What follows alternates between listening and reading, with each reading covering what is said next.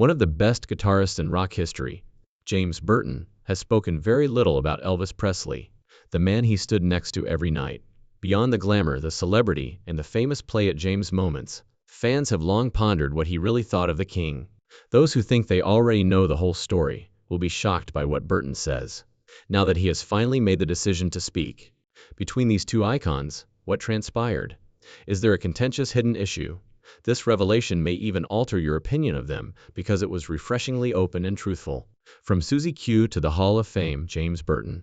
The transformation of James Burton, from a young man from a small Louisiana hamlet to one of the most renowned guitarists in music history, is evidence of his skill, commitment, and unwavering passion for his work. Burton was immersed by the rich musical traditions of the American South after being born in Dublin, Louisiana on August 21, 1939. His vocation was music by the time he was in his early teens. At the age of 13 or 14, he taught himself how to play the guitar in 1952 or 1953. His innate talent was evident, and he soon began to win local talent competitions, drawing in audiences who were struck by his extraordinary potential. Burton entered the professional world right away, appearing on the Louisiana Hayride, a show that had sparked numerous illustrious careers. After becoming dissatisfied with just entertaining audiences in his hometown, he played on the 1957 hit song, Susie Q by Dale Hawkins, as part of his early recording career. That solidified Burton's status as a performer, to watch and turned into a rock and roll classic. Burton's career took a significant turn in the middle of the 1950s, when he joined teen sensation Ricky Nelson as lead guitarist. Burton's reputation was greatly influenced by this collaboration, because it was around this period that he created and established his distinctive chicken-picking technique. This unique style, which is characterized by its acute staccato picking, gave Nelson's songs a thrilling and instantly identifiable texture. In addition to enhancing Nelson's voice, Burton's guitar work on songs like Hello, Mary Lou and Traveling Man helped define the sound of the time. Numerous up-and-coming musicians were influenced by his inventive playing, which also gave him opportunities outside of the rockabilly and pop genres. Burton rose to prominence as one of Los Angeles's most sought-after session musicians by the late 1950s and early 1960s.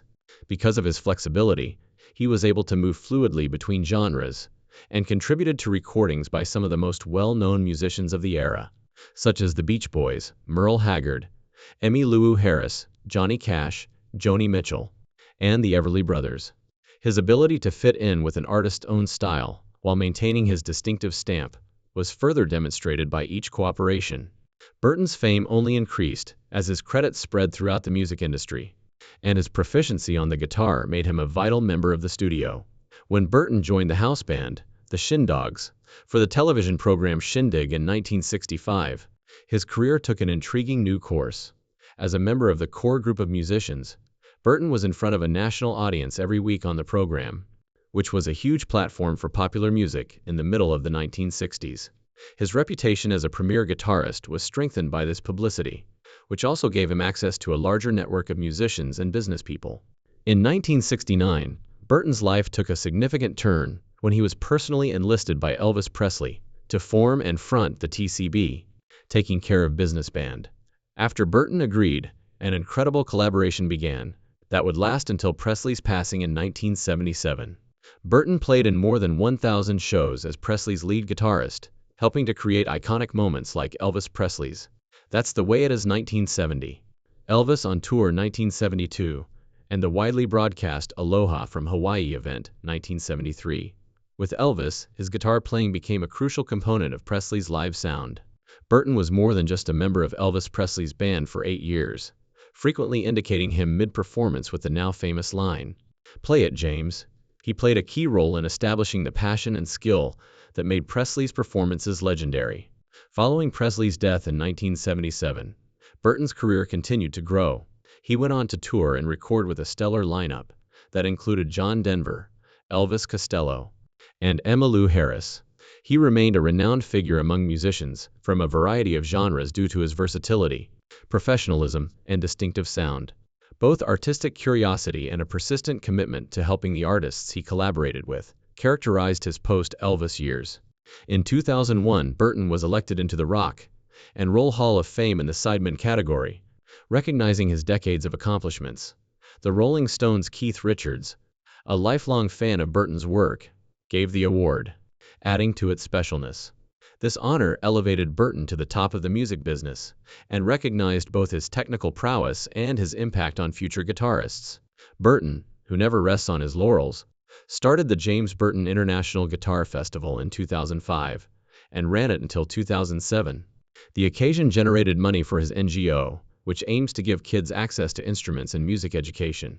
As a member of the renowned Wrecking Crew, a group of Los Angeles studio musicians whose work influenced innumerable hit singles, he was elected into the Musicians Hall of Fame in 2007, further cementing his legacy. As a session musician, Burton continued to be involved in the music industry well into the 2010s and 2020s. He kept playing at festivals and other special occasions, displaying the same talent and zeal that had characterized his career from the start.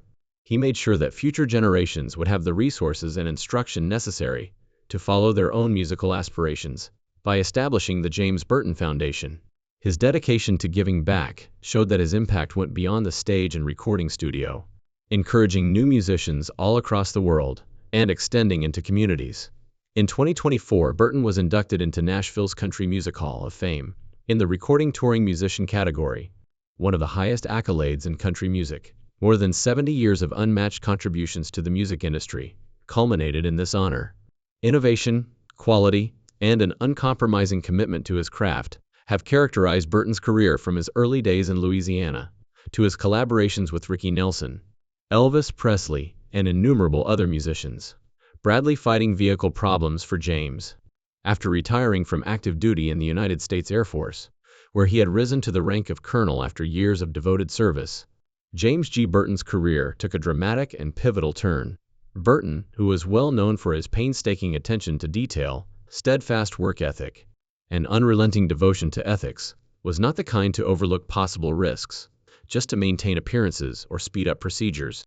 Instead of completely abandoning defense issues after leaving active duty, he became heavily involved in the creation and implementation of the Bradley Fighting Vehicle, one of the most controversial military equipment programs of the late 20th century. At first, Burton addressed the project with the same focused attitude that had served him well in the military. But his concerns grew when he studied the specifics of the Bradley's construction and the methods used for testing it. The choice to equip the vehicle with aluminum armor was his main worry. Although there were certain benefits to this material, especially in terms of weight reduction and increased agility, Burton thought there was a risky trade-off. He believed that the basic duty of guaranteeing crew survival under fire could not be outweighed by any increase in speed or convenience of transportation. Burton's worries weren't theoretical in nature. His practical knowledge of combat situations and the threats that soldiers faced in the field served as the foundation for them. He understood that the Bradley would probably be subjected to intense battlefield pressures, explosive devices, and heavy enemy fire. He believed that more resilient materials could offer a higher degree of protection than aluminum armor, increasing the risk of catastrophic damage to the vehicle and, consequently, its crew. Burton felt morally compelled to sound the alarm, rather than tacitly accepting these hazards, even if doing so put him at odds with powerful interests in the military procurement system. Contrary to what some detractors claimed, his position was not an attempt to jeopardize the program or the larger objectives of the U.S. military. Conversely, Burton believed that he was doing his part for the men and women who would be entrusting their lives to the Bradley's design. He vehemently maintained that thorough, practical testing was not only recommended but also necessary. He believed that the testing procedures that were in place at the time were simply too lax. Instead than revealing flaws that may be fixed before to deployment, they were frequently created to yield outcomes that portrayed the vehicle in a positive light. Burton made a simple but contentious suggestion. The Bradley should be put through live fire testing, with fully functional vehicles in environments that closely mimic real-world combat situations. There was a lot of opposition to this proposal. Live fire testing had the potential of exposing significant defects in the Bradley's design and armor, which may have resulted in expensive redesigns, production holdups, and bad press. Avoiding such outcomes was more essential to some in the procurement system than facing the risks head-on. These values stood counter to Burton's demands for thoroughness and transparency, and his tenacity soon established him as a disruptive force. He learned a lot about the fundamental dynamics of military procurement from the pushback he received. Ensuring battlefield efficacy was not the only goal of the approach. Political factors, financial limitations, and individual professional goals also influenced it. There were significant financial stakes, and acknowledging design defects might put contracts and reputations at risk. Burton stood in stark contrast to powerful individuals who favored the current quo because he refused to compromise his beliefs.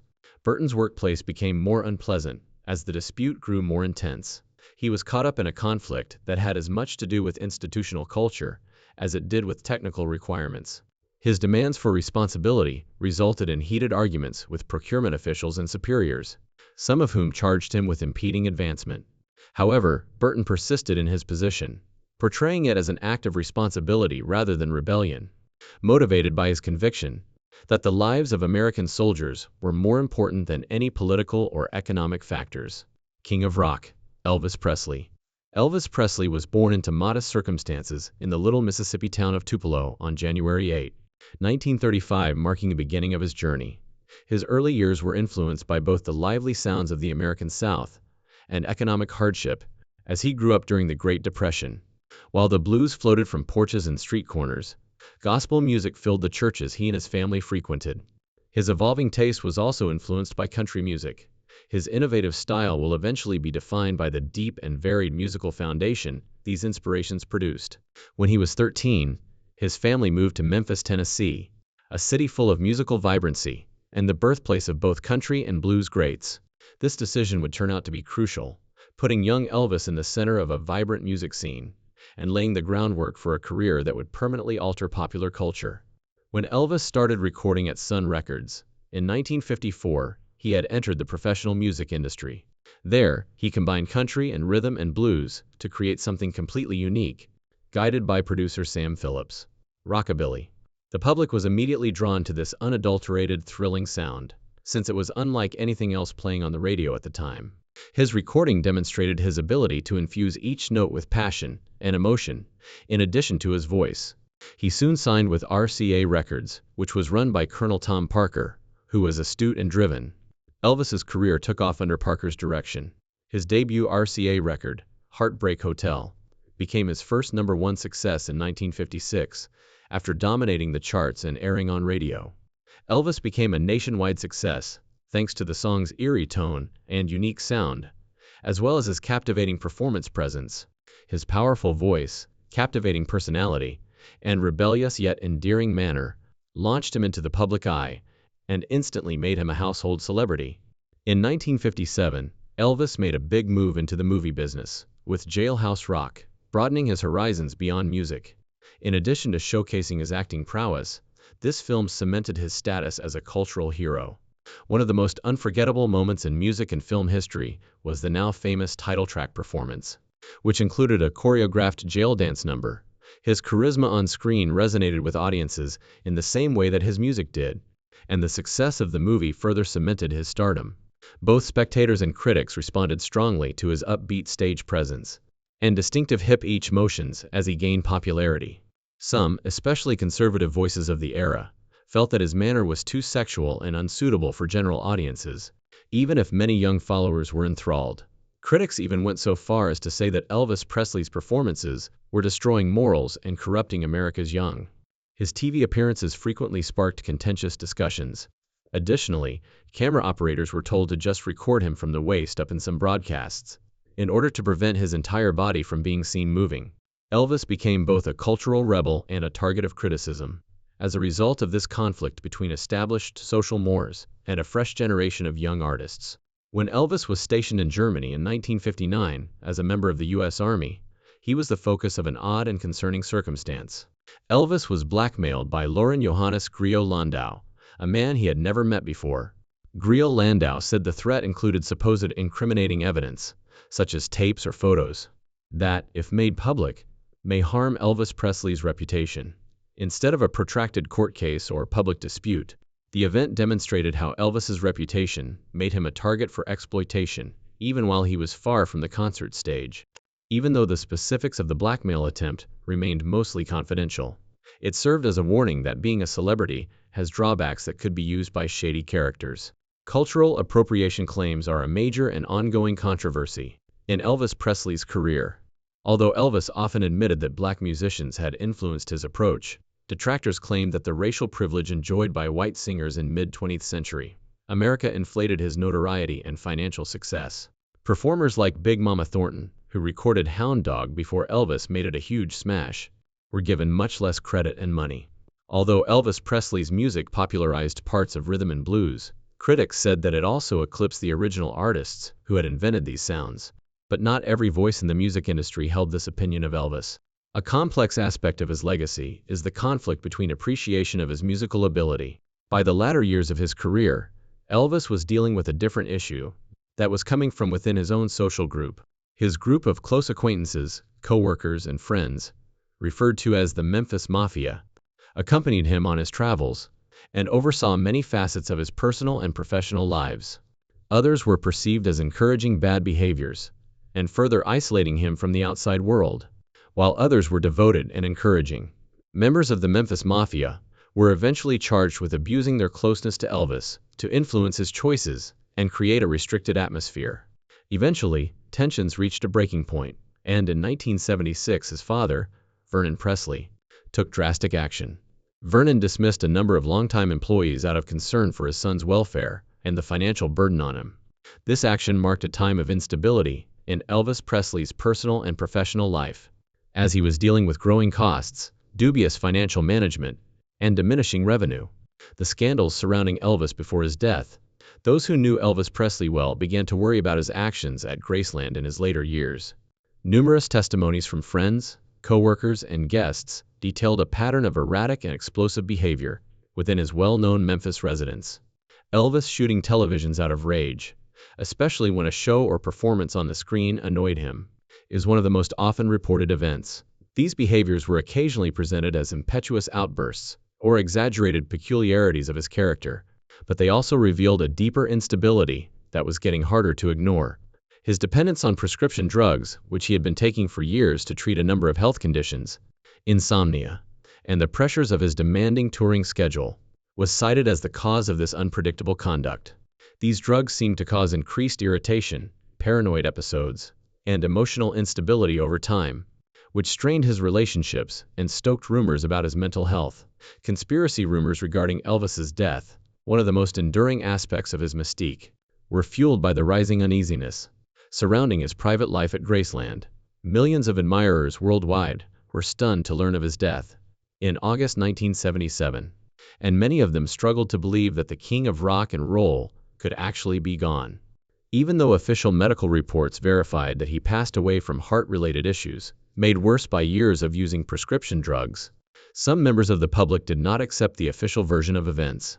There were rumors that Elvis had entered witness protection because of suspected ties to criminal investigations, while some suggested he had staged his death to avoid the demands of celebrity. Experts, law enforcement, and family members have repeatedly confirmed that Elvis Presley's death was real and terrible.